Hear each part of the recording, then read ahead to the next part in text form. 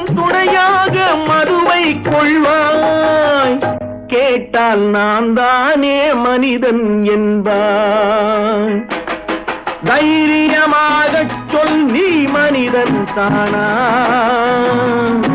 மனிதன் தானா?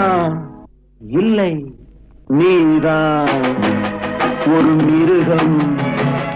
இந்த மதுவில் விழும் நேரம் மனமும் நல்ல குணமும் உன் நினைவை விட்டு விலகும். நீதான் ஒரு மிருகம்.